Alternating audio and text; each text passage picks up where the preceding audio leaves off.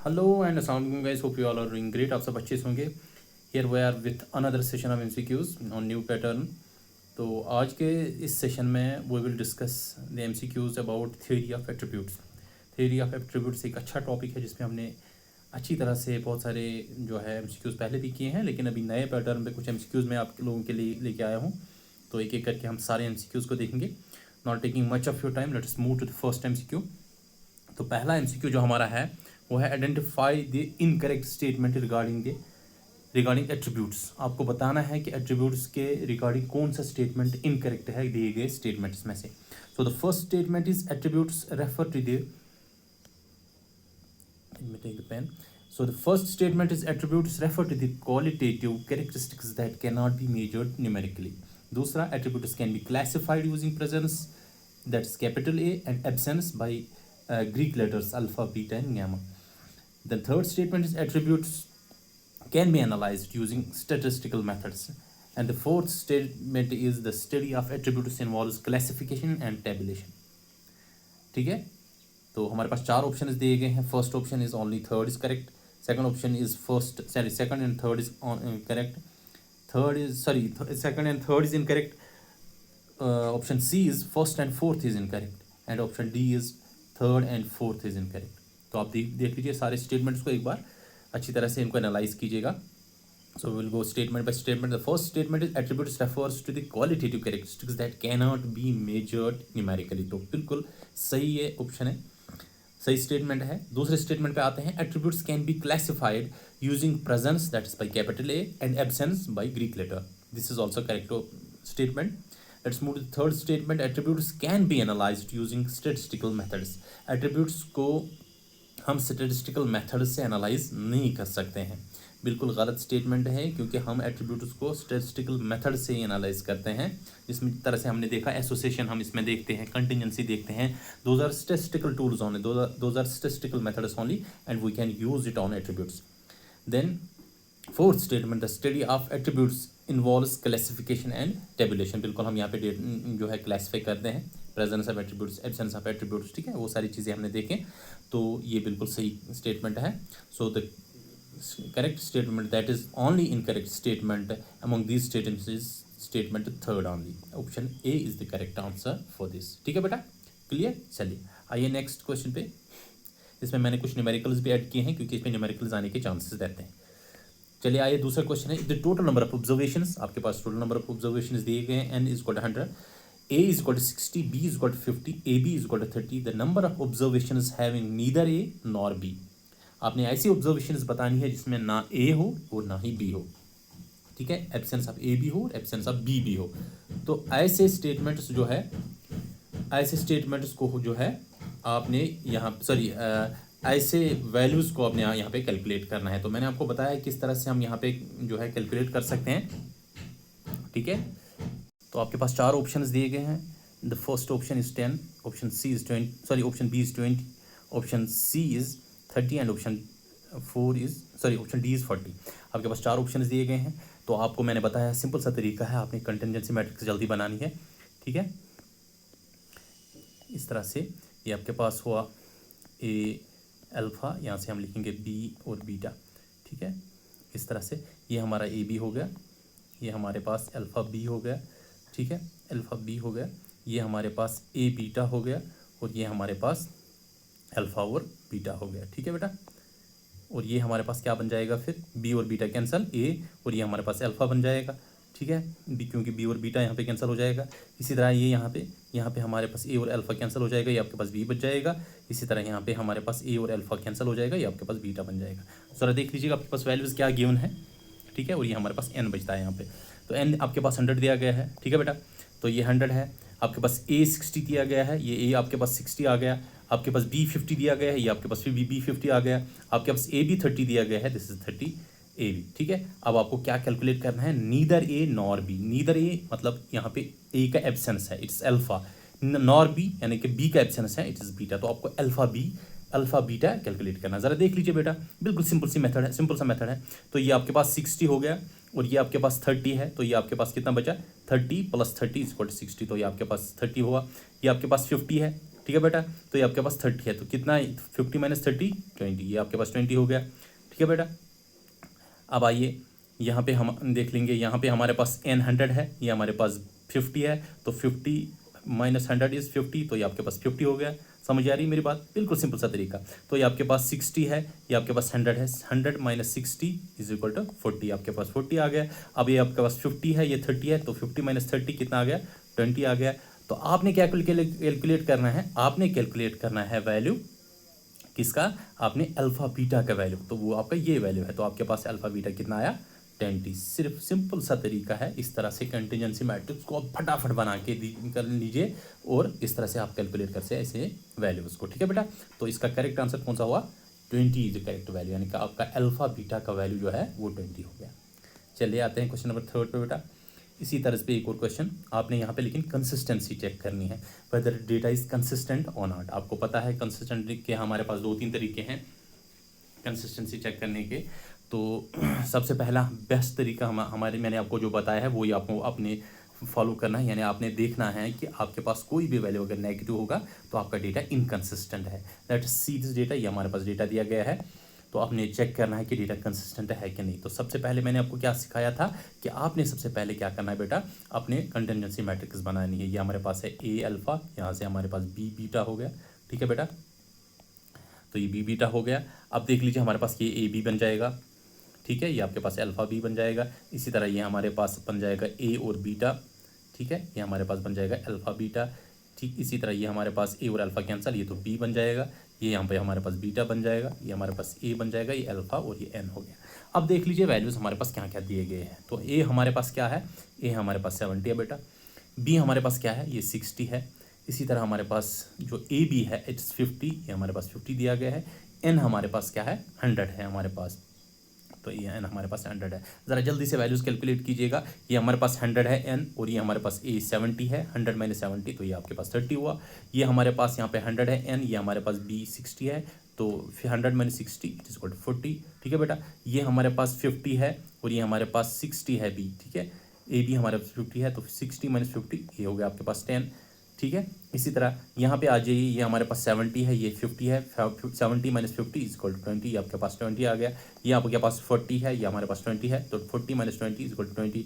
अब देख लीजिए यहाँ पे सारे वैल्यूज हमने विद इन सेकंड्स कैलकुलेट किए, और आपके पास कोई ऐसा भी वैल्यू नहीं है जो नेगेटिव है। When no value is negative, directly you can say the data is consistent. तो आपका पहला ही ऑप्शन करेक्ट है। ठीक है बेटा, इस तरह से आप जल्दी जो है ऐसे क्वेश्चन को सॉल्व कर सकते हैं। आई नो आपको बहुत प्रैक्टिस है इसमें, आपको कोई इसमें दिक्कत नहीं होगी। ठीक है, चलिए आइए नेक्स्ट हमारे पास है एक और क्वेश्चन, जहाँ पे हमने कैलकुलेट करना है। ए हमारे पास दिया गया है, बी दिया गया है, और इसके बाद ए बी दिया गया है। इसी तरह हमारे पास अल्फा दिया गया है। Then number having A but not B, हमारे पास ए होना चाहिए लेकिन बी नहीं होना चाहिए, इसका मतलब है बीटा। ए बीटा आपने कैलकुलेट करना है। ठीक है बेटा, ठीक है बेटा। तो आपके पास ऑप्शंस दिए गए हैं। पहला ऑप्शन है 10, दूसरा ऑप्शन है आपके पास 20, तीसरा हमारे पास ऑप्शन है 30 एंड फोर्थ इज 40। तो ये देख लीजिए आप इसमें करेक्ट तरीका क्या है। 2 तरीके हैं इसमें करने के, मैं आपको दोनों दिखाऊंगा। सबसे पहले हम क्या करेंगे, हम कंटिजेंसी मैट्रिक्स से पहले करने की कोशिश करेंगे। ठीक है, उसके बाद हम इसको दूसरे तरीके से भी करेंगे। चलिए आइए, तो पहला तरीका ये है ए अल्फा इन बी बीटा। ठीक है बेटा, तो इस तरह से हम इसको सॉल्व करने की कोशिश करेंगे। ये हमारे पास ए बी हुआ, ये हमारे पास अल्फ़ा बी हुआ, ये हमारे पास ए बीटा, इसी तरह अल्फ़ा बीटा, ये हमारे पास ए हो गया, ये अल्फ़ा हो गया, ये बी हो गया, ये बीटा हो गया, और ये हमारे पास एन आ गया। आइए सबसे पहले ए दिया गया है, इट्स 40, सॉरी ये ए नहीं है, ए हमारे पास 40 हो गया। इसी तरह हमारे पास बी यहाँ पे 30 हो गया, ए बी हमारे पास 10 दिया गया है, और हमारे पास अल्फ़ा कितना दिया गया है, अल्फ़ा 30 दिया गया है। तो ये भी आपके पास था, अल्फ़ा दिया गया है 30। तो एन हमारे पास कितना हुआ, 40 प्लस 30 इज इक्वल टू 70। ये आपके पास 70 आ गया। अब ये आपके पास 70 है, ये 30 है, तो 70 माइनस 30, ये आपके पास बीटा 40 आ गया। ठीक है बेटा, ये आपके पास 30 है, ये 10 है, तो 30 माइनस 10, ये आपके पास 20 आ गया। ठीक है बेटा, ये हमारे पास 10 है, ये हमारे पास 40 है, तो ये आपके पास 30 आ गया। इसी तरह ये आपके पास 30 है, ये 20 है, 30 माइनस 20, तो ये आपके पास 10 आ गया। ठीक, तो ये आपके पास वैल्यूज। अब आपको क्या कैलकुलेट करना है, हैविंग ए यानी कि ए तो होना चाहिए बट नॉट बी यानी कि बीटा होना चाहिए, एब्सेंस ऑफ बी होना चाहिए। तो ए बीटा आपके पास क्या वैल्यू आया, ये देख लीजिए बेटा, ये आपके पास ए बीटा वैल्यू आ गया। ठीक है, थोड़ा कलर चेंज करता हूँ, ये आपके पास ए बीटा वैल्यू आ गया इक्वल टू 30। ये है एक तरीका करने का। तो आप डायरेक्टली इस तरीके को कर सकते हैं। अगर आपको कभी कभी आपका जो है बुलियन पे अच्छा स्ट्रेंथ है, अगर आप बुलियन जानते हैं तो ये इस तरीके से भी आप कर सकते हैं। देखिए हमारे पास जो है हमने कैलकुलेट करना है ए बीटा यानी कि presence of A but absence of sorry B but not B लिख रहा है यहाँ पे। ठीक है बेटा, तो आप इसको इस तरह से भी लिख सकते हैं, ए माइनस ए बी। ठीक है, यानी कि हमें खालिस और खालिस ए देखना है। ठीक है, हमें ए खालिस ए देखना है, तो इसको हम इस तरीके से भी लिख सकते हैं, ए जो हमारे पास है उसमें से हम वो निकालेंगे जिन एज में बी भी थोड़ा सा शामिल है, उसको इसमें से माइनस करेंगे। अगर आप इस तरीके से करेंगे ये भी आपको आंसर देगा। ज़रा देख लीजिएगा, ए आपके पास कितना है 40, ठीक है, माइनस ए बी हमारे पास कितना है 10 है, तो 10 हो गया, तो ये आपके पास 30 आ गया। तो this is the answer for this. ठीक है, तो आपका सी ऑप्शन जो है दिस इज द करेक्ट। अगर आप इस तरह से करते हैं, ठीक है, तो इस तरह से भी आप ऐसे क्वेश्चंस को कर सकते हैं। अगर आप चाहते हैं कि नहीं सर आपने हमें कंटिजेंसी मैट्रिक्स दिखाया है, हम उस तरह से जल्दी कर सकते हैं, तो उस तरह से भी कर सकते हैं। हो सकता है आपका कोई क्वेश्चन इस तरह भी आ जाए, आपका अल्फा भी निकालना हो।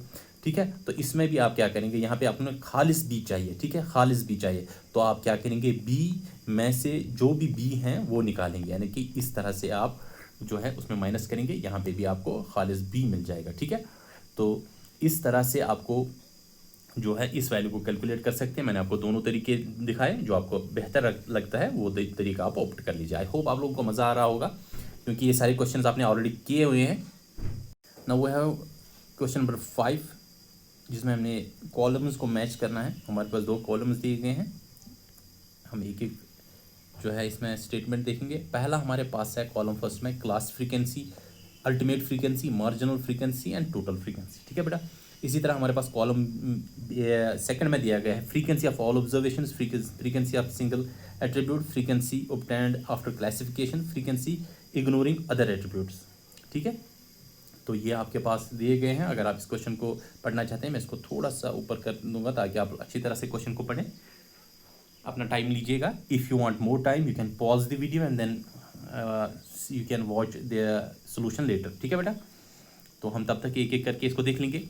सबसे पहले जो है हम देखेंगे पहला स्टेटमेंट, क्लास फ्रीक्वेंसी। क्या होता है क्लास फ्रीक्वेंसी? ठीक है, क्लास फ्रीक्वेंसी क्या होता है, मैं थोड़ा सा कलर्स को चेंज करता हूँ ताकि आप लोगों को दिखे भी। क्लास फ्रीक्वेंसी क्या होता है?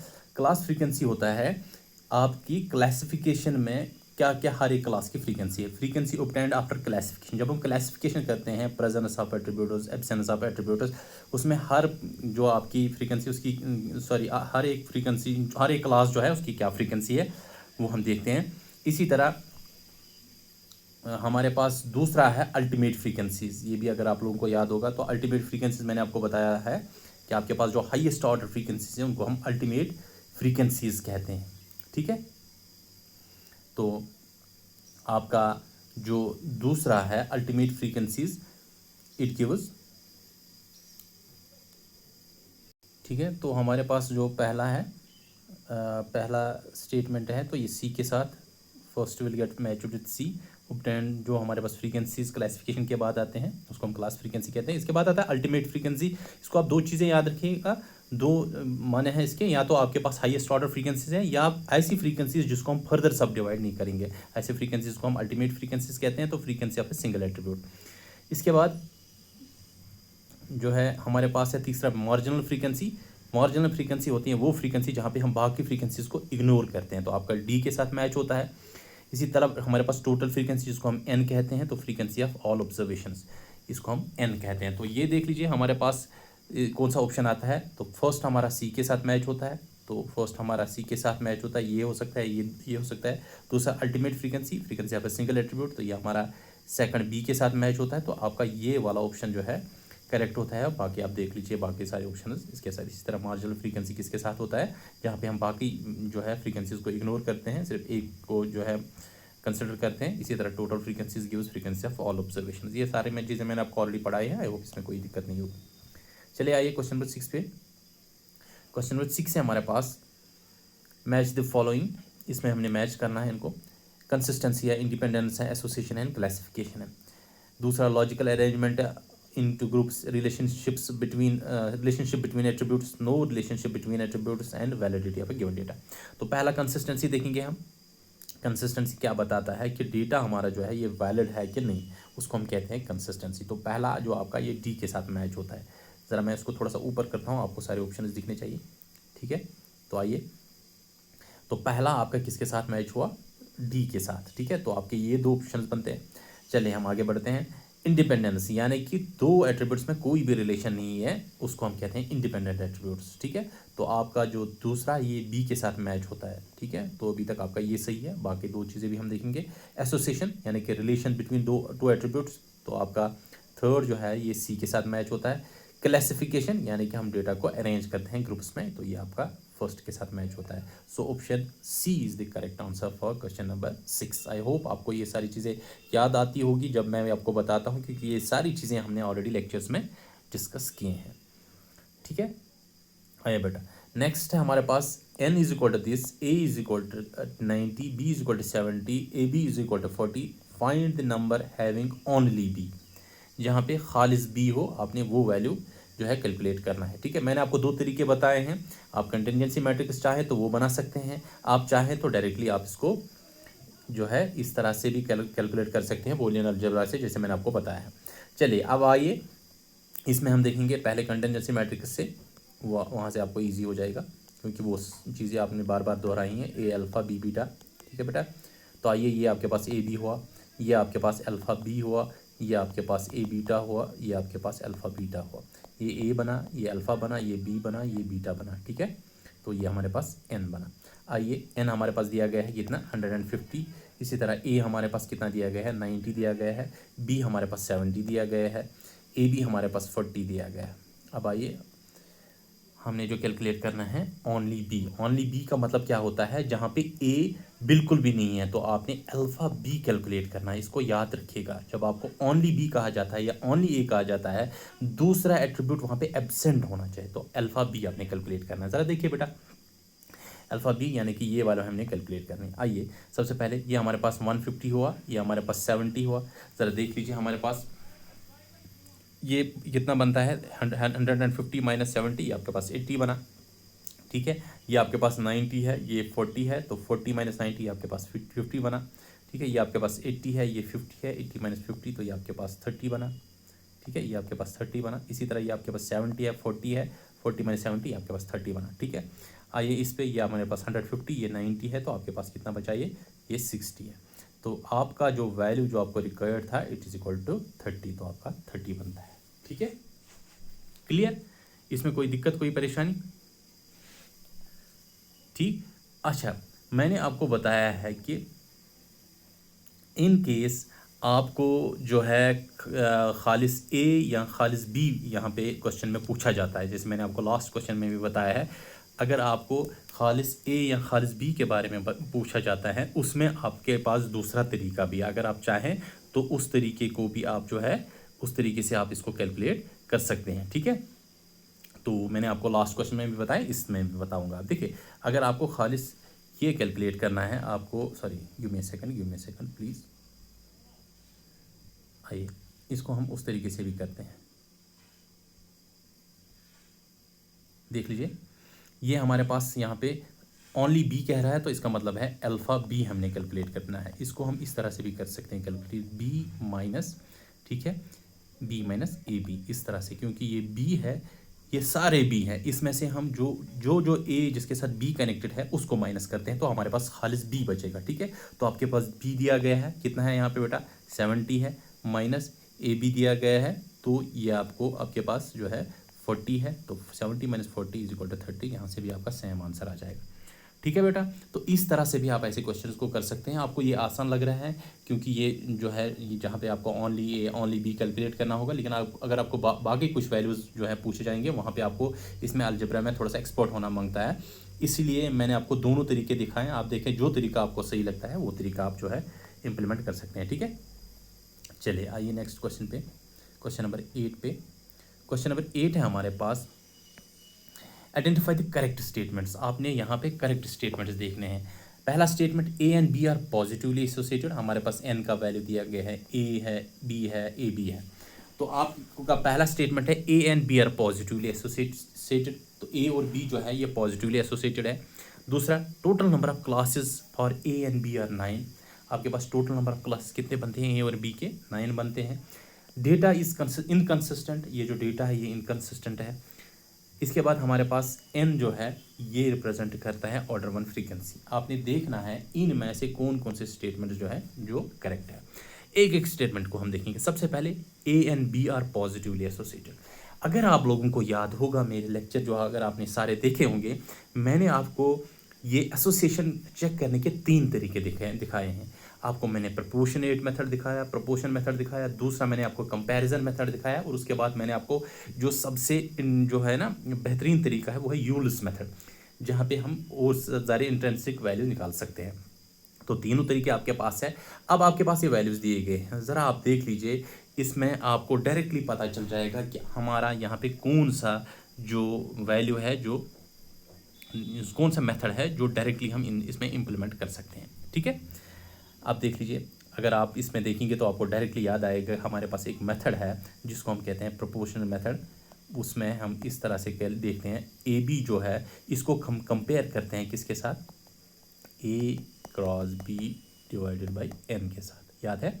तो हम देखते हैं अगर ये बड़ा हो, अगर ये बराबर होगा तो इंडिपेंडेंट है, अगर ये ग्रेटर होगा तो पॉजिटिवली एसोसिएटेड है, अगर ये लेस देन होगा तो नेगेटिवली एसोसिएटेड है, वो ही हम देखेंगे। ठीक है, चलिए आइए, ए बी हमारे पास कितना है दिया गया है, 60 हमारे पास है। आइए अब ए क्रॉस बी करते हैं, तो ये हमारे पास हुआ 30 × 60 डिवाइडेड बाई एन कितना है 120। ठीक है बेटा, 61 62 2 1s 2 15। अब अगर आप देखेंगे आपका ए बी जो है it is greater than A cross B divided by N. Simple सा तरीका है, इसमें डरना नहीं है। आप ऐसे स्टेटमेंट मुझे तो इतने कैलकुलेशंस करने हैं, ये है वो है, बिल्कुल कुछ भी नहीं है। मैथमेटिक्स सवालों को ये बिल्कुल आसान लगेगा। मैं उन बच्चों के लिए कह रहा हूँ जिनको मैथमेटिक्स थोड़ी सी कम आते हैं, जिनका मैथमेटिक्स में थोड़ा सा हार्ड टाइट है, उनके लिए मैं बता रहा हूँ ये कुछ नहीं करना है, बस सिर्फ इन मेथड्स को याद रखना है बेटा, बाकी कुछ नहीं करना है। तो यहाँ पे आपको दिखा कि ये बड़ा है, ए बी बड़ा है as compare to A cross B divide by N, तो डायरेक्टली आप कह सकते हैं इट्स पॉजिटिवली एसोसिएटेड। तो पहला स्टेटमेंट आपका करेक्ट है। ठीक है बेटा, ठीक। इसके बाद आते हैं दूसरे स्टेटमेंट पे। दूसरा स्टेटमेंट हमारे पास क्या है, total number of classes for A and B. हमारे पास टोटल नंबर ऑफ क्लासेस जब कैलकुलेट करने हैं, हमारे पास एक फॉर्मूला है 3n, where n is number of attributes. तो 3 हमारे पास कितने एट्रीब्यूट्स है, ए एंड बी 2 है, तो 3 × 3 कितना हुआ, ये आपके पास 9 हुआ। तो ये आपके पास दूसरा स्टेटमेंट भी करेक्ट है। ठीक। डेटा इज इनकंसिस्टेंट, क्या डेटा कंसिस्टेंट है या इनकंसिस्टेंट है, इसके लिए आपको जो है कंटिजेंसी मैट्रिक्स बनानी है। जल्दी से हम कंटिजेंसी मैट्रिक्स बनाएंगे 1 सेकंड में। ठीक है, ये ए अल्फ़ा, ये बी बीटा, हमारे पास ये ए बी हुआ, ये आपको याद ही है, फिर मुझे इसलिए बता रहा हूँ ताकि आप लोगों को रिवाइज भी हो जाए। तो ये आपके पास ए बीटा हो गया, ये हमारे पास अल्फ़ा बीटा हो गया, ये हमारे पास ए अल्फ़ा, ये बी बीटा। ठीक है, ये आपके पास एन आ गया। अब आपके पास एन दिया गया है 120। ठीक है, ए हमारे पास 30 दिया गया है, हमारे पास बी दिया गया है 60, ए भी हमारे पास 60 दिया गया है। आइए बेटा देख लीजिए, ये हमारे पास 60 है, ये 60 है, 60 - 60 ये आपके पास 0 आ गया। ठीक, आइए ये हमारे पास 120 है, ये 60 है, तो ये आपके पास 60 हो गया। अब ये हमारे पास 60 है, ये 30 है, तो ये कितना होना चाहिए, ये आपके पास -30 होना चाहिए, तभी जाके ये 30 बन जाएगा। तो यहाँ पे एक आपने माइनस देखा, बाकी कुछ सॉल्व ही नहीं करना है, यहाँ पे माइनस आया तो ये डेटा इनकंसिस्टेंट है। बिल्कुल सही जवाब है। ठीक है, तीसरा ऑप्शन भी आपका करेक्ट है। बाकी क्वेश्चन फिर आगे सॉल्व नहीं करना मैट्रिक्स को। आइए, ये 3 अभी तक हमारे करेक्ट है। Fourth, N represent is the order 1 frequency. मैंने आपको बताया order 1, order 0, order 1, order 2, order 3 frequencies कैसे हम कैलकुलेट करते हैं, कितने हमारे पास एट्रीब्यूट्स एट अ टाइम होते हैं फ्रीक्वेंसी में।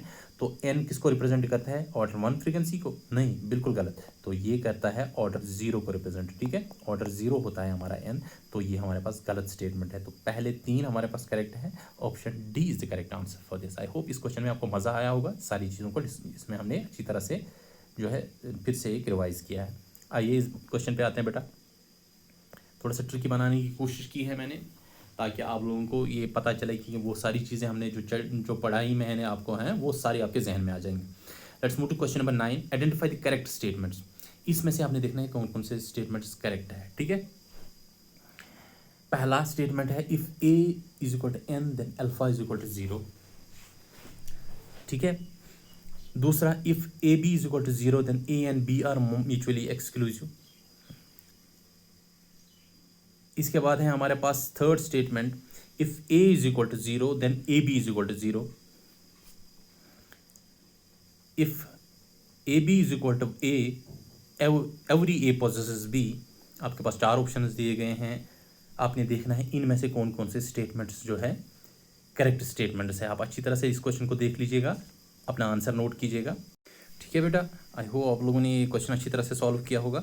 अपना आंसर जो है नोट कीजिएगा और हमारे आंसर के साथ फिर आप मैच कीजिएगा। पहला स्टेटमेंट हमारे पास है, first statement, if A is equal to N then alpha is equal to 0। आप सीधा सीधा इसको बता सकते हैं, अगर ए जो है इसका वैल्यू एन के बराबर है तो सीधा अल्फा 0 हो सकता है। एक बार मैं आपको बताता हूँ यहाँ पे भी, अगर हम इस तरह से बनाएंगे ए अल्फ़ा बी बीटा, ये हमारे पास जो है कंटिजेंसी मैट्रिक्स, यहाँ पे हमारे पास क्या आता है ए बी, ये हमारे पास है अल्फ़ा बी, ये हमारे पास है ए बीटा, ये हमारे पास है अल्फ़ा बीटा, ये ए हुआ, ये हमारे पास अल्फ़ा हुआ, ये बी हुआ, ये बीटा हुआ, ठीक है बेटा। ये हमारे पास एन हुआ।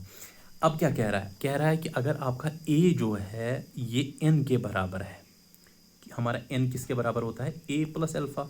अगर ए एन के बराबर है तो आपका अल्फ़ा कितना हुआ, अल्फ़ा सीधा सीधा 0 हुआ, ये ए यहाँ आ जाएगा तो एन माइनस एन हम लिख सकते हैं इक्वल टू 0। तो बिल्कुल पहला स्टेटमेंट करेक्ट है, ठीक है बेटा। ये एक तरीका है। आप डायरेक्टली भी इसको अगर सॉल्व, ये बनाने की ज़रूरत भी नहीं है, अगर आपको डायरेक्टली ये समझ आता है कि ए अगर आपका एन के बराबर है तो जाहिर सी बात है बाकी सारे वैल्यू 0 होंगे, ठीक है। आइए, तो इसके बाद हमारा दूसरा स्टेटमेंट जो है, दूसरा स्टेटमेंट हमारे पास है, if A B is equal to 0 then A and B are mutually exclusive. यानी ये कह रहा है कि ए और बी, यानी कि कॉम्बिनेशन ऑफ ए और बी जो एक साथ इनके वैल्यूज़ हैं ए और बी के, अगर ये 0 के बराबर होंगे, यानी कि इनका एक साथ कुछ नहीं होता, यानी कि इनके बीच कोई रिलेशन ही नहीं है, तो उस सूरत में आप कह सकते हैं directly A and B are mutually exclusive, ठीक है, एक्सक्लूसिव। आप कह सकते हैं ए और बी म्यूचुअली एक्सक्लूसिव है, यानी कि ए और बी का फिर कोई रिश्ता नहीं है। अगर आपका ए और ए बी आपका 0 होता है, क्योंकि जब मैंने आपको बताया अगर आपका अल्फ़ा बी होगा ये होता है खालिस बी, इसी तरह सॉरी ए बीटा होगा ये होता है आपका खालिस ए, ठीक है। ये किसके बराबर होता था, ये होता था बी माइनस ए बी, ये होता था ए माइनस ए बी, ठीक है। क्योंकि यहाँ पे हम ए बी, जो ए का वैल्यू खालिस होता है, इसमें हो सकता है कुछ बी भी मिक्स हो, वो हम बाहर निकालते थे। यहाँ पे हमारे पास बी भी ए भी कुछ मिक्स हो सकता था, वो हम बाहर निकालते थे। लेकिन जब ये 0 है, इसका मतलब है कुछ मिक्स है ही नहीं, तो ए और बी अलग अलग हो गए, तो हम कह सकते हैं ये म्यूचुअली एक्सक्लूसिव हो, ठीक है बेटा। तो दूसरा स्टेटमेंट आपका सही है। तीसरे स्टेटमेंट पे जाते हैं, if A is equal to 0 then A B is equal to also 0। अगर आपका ए 0 है तो आपका ए बी, क्योंकि खालिस ए है ही 0, तो आपका ए बी भी फिर यहाँ पे 0 होगा। ये भी आपका करेक्ट स्टेटमेंट है, ठीक है। आइए नेक्स्ट स्टेटमेंट पे चलते हैं। नेक्स्ट स्टेटमेंट हमारे पास है, if A B is equal to A. अगर ए बी आपका ए के बराबर होगा एवरी ए पोसेसेस बी, ठीक है। इसका मतलब है हर एक, यहाँ पे हमारा ए जो है ए बी के बराबर है, तो हर एक ए के साथ बी का वैल्यू जुड़ा हुआ है, क्योंकि हम ए में से ए बी माइनस करते हैं, ठीक है। क्या देखने के लिए, अगर हमने खालिस ए देखना होगा, जब ये इसके बराबर होगा इसका मतलब है कुछ खालिस है ही नहीं, बचा ही नहीं खालिस, तो ये आपके पास 0 बचा। खालिस अगर आपको कुछ ढूंढना चाहते हैं तो वो आपके पास 0 हुआ, प्योर ए आपके पास बचा ही नहीं। तो आप कह सकते हैं कि ए बी और ए अगर बराबर होंगे तो हर एक ए में बी जुड़ा हुआ है, ठीक है। अलग भी ए, खालिस ए आपको, यानी कि प्योर ए आपको कुछ नहीं मिलेगा। क्लियर, तो ये भी आपका क्लियर स्टेटमेंट है। इसको थोड़ा सा ध्यान दीजिएगा, ये ऐसे मैंने क्वेश्चन ट्रिकी इसलिए डाले हैं ताकि आप अपने दिमाग पे थोड़ा सा जोर दें। इस तरह से अगर क्वेश्चन पूछे जाते हैं तो वो आप सॉल्व कर सकें, ठीक है। तो आपके चारों स्टेटमेंट्स करेक्ट हैं, इसलिए आप देख लीजिए किस ऑप्शन में है। हमारा ऑप्शन डी करेक्ट है, इसमें सारे के सारे ऑप्शन जो है वो करेक्ट है। आइए नेक्स्ट क्वेश्चन पे जाते हैं। Identify the correct statements regarding the Yule's coefficient of association. Yule's coefficient of association आपने पढ़ा होगा। तो हमारे पास कुछ जो स्टेटमेंट्स दिए गए हैं, it measures the degree of association between two qualitative attributes. Option B is its value lies between -1 and +1. Option C, a value of 0 indicates no association. Option D, it can be used for quantitative variables. ठीक है, तो ये आपके पास question number 10 है। देख लीजिए कौन कौन से स्टेटमेंट्स करेक्ट है। ठीक है, तो देख लीजिए सबसे पहला स्टेटमेंट है हमारे पास। पहला statement, it measures degree of association. It measures the degree of association, ये बिल्कुल degree of association between two qualitative attributes, बिल्कुल सही स्टेटमेंट है। क्वालिटेटिव एट्रीब्यूट्स के लिए हम इसको इस्तेमाल करते हैं। Its value lies between -1 and +1, बिल्कुल सही है। The value 0 indicates no association, बिल्कुल सही है। It can be used for qualitative variables, ये क्वांटिटेटिव वेरिएबल्स के लिए इस्तेमाल कर सकते हैं, नहीं इसके लिए हम इस्तेमाल नहीं करते हैं, बल्कि ये क्वालिटेटिव वेरिएबल्स के लिए इस्तेमाल होता है। ठीक है, क्योंकि ये थ्योरी ऑफ एट्रीब्यूट्स का ही टूल है। तो आपके जो पहले 3 स्टेटमेंट्स हैं वो करेक्ट है। तो आप देख लीजिए कौन कहाँ पे है correct option. Option B is correct. यहाँ पे तीनों statement first, second and third are correct, but the fourth statement is incorrect. ठीक है, चलिए नेक्स्ट क्वेश्चन पे चलते हैं बेटा। क्वेश्चन नंबर 11 है हमारे पास। आई होप आप लोगों को मज़ा आ रहा होगा, क्योंकि ये सारी चीज़ें हमने ऑलरेडी पढ़ी हुई है। आइडेंटिफाई द करेक्ट स्टेटमेंट्स, आपने करेक्ट स्टेटमेंट्स यहाँ पे देखे हैं। If A B multiplied by alpha beta is equal to A beta multiplied by alpha B, then q is equal to 0 and a and b are perfectly disassociated. Option second, sorry, statement second, if alpha b is equal to 0, then q is equal to +1 and a and b are perfectly disassociated, perfectly associated. Third statement, if alpha beta is equal to 0, then q is equal to -1. Statement 4 is q is equal to 0.47. ठीक है, A and B are weak positively associated. तो आप अच्छी तरह से इन सारे statements को देख लीजिएगा और बताइए कि कौन कौन से हमारे पास करेक्ट। चलिए आइए हम इसको एक एक स्टेटमेंट को देखेंगे। अगर आप लोगों को यूल्स कोएफिशिएंट का पता होगा तो इसका फॉर्मूला जो हमारे पास है, अगर आपको याद होगा, ए बी सबसे पहले, इसके बाद अल्फा बीटा माइनस करते हैं हम किससे, ए बीटा इंटू अल्फा बी। ठीक है बेटा, डिवाइड बाई सेम थिंग लिखना है लेकिन प्लस करके, A B into alpha beta plus A beta into alpha B. अच्छी तरह से देख लीजिएगा, ये हमारा यूल्स कोएफिशिएंट ऑफ एसोसिएशन है बेटा। अब पहला स्टेटमेंट क्या बोल रहा है कि A B into alpha beta, यानी कि A B into alpha beta अगर बराबर होगा A beta into alpha B के। ठीक है, क्योंकि ये बीच में माइनस है इनके। अगर ये बराबर होगा then q is equal to 0। जाहिर सी बात है, अगर ये 1 होगा और ये भी 1 होगा, 1 - 1 इज 0, 2 होगा, 2 - 2 इज 0, कोई भी वैल्यू अगर सेम होगा तो ये आपका 0 बनता है। जब ये आपका ऊपर वाला पार्ट 0 बन जाएगा तो ये आपका सारा जो वैल्यू है ये 0 बनता है। तो जब 0 बनता है तो पहला यहाँ तक ये सही है, q is equal to 0 and a and b are perfectly dissociated. ये जो आपका a और b है ये एक दूसरे से बिल्कुल डिसएसोसिएट है। ठीक है, बता दीजिए करेक्ट है कि नहीं, नहीं बिल्कुल गलत है। अगर 0 के बराबर q आपका आता है, इसका मतलब है a और b इंडिपेंडेंट है, ये एक दूसरे के साथ इनका कोई नाता ही नहीं है, दूर का भी नाता नहीं है। ठीक है, अगर -1 होता तब हम कहते हैं ये परफेक्टली डिसोसिएटेड है, लेकिन यहाँ पे 0 है तो देज आर इंडिपेंडेंट है। तो पहला स्टेटमेंट आपका गलत हुआ।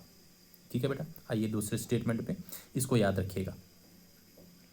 नेक्स्ट स्टेटमेंट हमारा है, if alpha b is equal to 0 then q is equal to +1 and a and b are perfectly associated। फिर से लिखते हैं हम इसको, a b, याद रखिएगा इसको, alpha beta minus A beta into alpha B. ठीक है बेटा, नीचे भी सिमिलर थिंग लिखनी है, A B into alpha beta plus करना है लेकिन A beta into alpha B. ठीक है बेटा, तो अब आपके पास क्या किया गया है, अल्फा बी जो है ये आपके पास 0 है, तो अल्फा बी आपका ये 0 हो गया, ये पार्ट 0 हो गया। जब ये 0 हुआ तो ये पूरा पार्ट 0 हो जाएगा। इसका मतलब क्या हुआ, ये पूरा पार्ट 0 हो गया, यहाँ पे भी ये पूरा पार्ट 0 हो जाएगा। तो ये आपके पास वैल्यू जो बचा, ठीक है, ये आपके पास, क्योंकि माइनस हटा, अब हमारे पास माइनस नहीं बचा, तो ये आपके पास पॉजिटिव पार्ट बचेगा। अगर ये वाला पार्ट बचेगा तो माइनस बचेगा। ठीक है, तो ये वाला पार्ट हमारे पास क्या बचा, पॉजिटिव पार्ट। बिल्कुल सही बात क्या बोल रहा है, अल्फा बी अगर 0 हुआ तो आपका क्यू पॉजिटिव होगा, बिल्कुल पॉजिटिव होगा, +1 के बराबर होगा, क्योंकि ये और ये कैंसिल हो जाएगा। तो आप क्या जो है q +1 के बराबर आ जाएगा। And A B are perfectly associated, जब +1 के बराबर होगा तो बिल्कुल परफेक्टली एसोसिएटेड है। दूसरा क्या बोल रहा है, if alpha beta is equal to 0, अगर आपका ये अल्फा बीटा 0 के बराबर हो गया तो ये वाला पार्ट आपका 0 हो गया, ये वाला भी पार्ट आपका 0 हो गया, तो ये और ये कैंसिल हो जाएगा, लेकिन यहाँ पे माइनस है, इसलिए आपका q का वैल्यू कितना आ जाएगा, -1। तो q का वैल्यू -1 है। तो तीसरा स्टेटमेंट भी आपका जो है बिल्कुल करेक्ट है। और यहाँ पे आपको मैं बताऊँ कि यहाँ पे आपका डेटा जो है इट इज़ परफेक्टली डिसोसिएटेड, इसको हम कहते हैं जब Q-1 होगा, इसको हम कहेंगे कि data is sorry attributes are perfectly dissociated. तो तीसरा भी आपका जो है करेक्ट है, ठीक है। इसके बाद आते हैं फोर्थ स्टेटमेंट पे, if Q is equal to 0.47 A and B are weak positively associated. ये मैंने आपको यूल्स में बताया था, अगर आप लोगों को याद होगा। ये हमारे पास 0 है, ये हमारे पास -1 है, सॉरी ये हमारे पास -1 है, ये हमारे पास +1 है। इस तरह से मैंने आपको बताया था, अगर आपका वैल्यू 0.5 तक होगा पॉजिटिव साइड में, तो आप कह सकते हैं ये हमारे पास है वीक पॉजिटिवली एसोसिएटेड। अगर 0.5 से 1 तक होगा तो उसको हम कहेंगे स्ट्रॉन्ग पॉजिटिवली एसोसिएटेड, ठीक है। इसी तरह अगर ये इस साइड में जाएंगे तो 0.5 माइनस तक अगर होगा तो आप कहेंगे वीक नेगेटिवली एसोसिएटेड। अगर 0.5 से लेकर -1 तक होगा तो इसको हम कहेंगे स्ट्रॉन्ग नेगेटिवली एसोसिएटेड। तो ये क्या है 0.47, तो 0.5 से कम है तो हम कह सकते हैं ये वीक पॉजिटिवली एसोसिएटेड है। इसलिए आपका ये स्टेटमेंट भी सही है, ये स्टेटमेंट भी सही है, ये स्टेटमेंट भी सही है। ये गलत है क्योंकि ये इंडिपेंडेंट जो है इंडिपेंडेंट एट्रीब्यूट्स है। तो आपका सेकंड, थर्ड और फोर्थ करेक्ट ऑप्शंस हैं। देख लीजिए कौन से हमारे पास ऑप्शन में आते हैं। Second, third and fourth, it is option C. Option C is the correct answer for this. I hope इस सेशन में आपको बहुत मज़ा आया होगा, क्योंकि ये सारी चीज़ें हमने ऑलरेडी डिस्कस की हैं। अगर किसी को दिक्कत है तो प्लीज़ कमेंट सेक्शन में ज़रूर मेंशन कीजिएगा कि अगर आप चाहते हैं इसमें थोड़ा सा और जो है आप चाहते हैं कुछ MCQs लेके आऊँ, ताकि आप लोगों का रिवीजन है वो भी हम नेक्स्ट सेशन में देखेंगे। लेकिन कुछ स्टूडेंट्स कहते हैं कि सर लेवल बढ़ाइए, कुछ कहते हैं कि सर इतना टफ नहीं आता है, अब मैं क्या करूँ।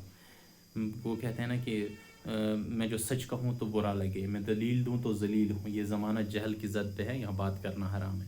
मैं कोशिश कर रहा हूँ कि इसको मॉडरेट रखूँ, ज़्यादा जो है टफ नहीं ना रखूँ ताकि बच्चे डिस्करेज ना हो जाए, और ज़्यादा सिंपल भी ना रखूँ कि बच्चे उस जो है ना लटर मस्ती करें और इसी लिहाज से उसको लेके जाएं। तो इसलिए मैं कोशिश कर रहा हूँ कि मॉडरेट रखूँ ताकि सारे जो बच्चे हैं, मैं ऐसा क्वेश्चन नहीं दे सकता हूँ डायरेक्टली जो आपको SSB में पूछा जा सकता है। मैं ऐसे क्वेश्चन दूंगा ताकि आपको पैटर्न समझ आ जाए, ट्रेंड समझ आए, उसी के लिए मैंने ये जो है ना ये सारा स्टार्ट किया है। चलिए, आई होप आप लोगों को मज़ा आया होगा। अपने कमेंट सेक्शन में ज़रूर बताइएगा, मैं आपके कमेंट्स देखता हूँ। और हमेशा यही कहते हैं ना कि आपके अल्फाज आपके नस्ल की पहचान करा देते हैं। बेहतर ये रहता है कि जब भी इंसान बात करे ना तो बहुत सोच समझ के बात करें। तो आप लोगों से मेरे बहुत जो है ना उम्मीदें वाबस्ता हैं। आई होप अल्लाह ताला आपको इंशाल्लाह कामयाब करेगा। लेकिन कमेंट सेक्शन में ज़रूर बताइएगा कैसा लगता है आपको ये MCQ सेशन। ये से आप लोगों से इजाज़त लेता हूँ। टेक केयर, अल्लाह हाफ़िज़।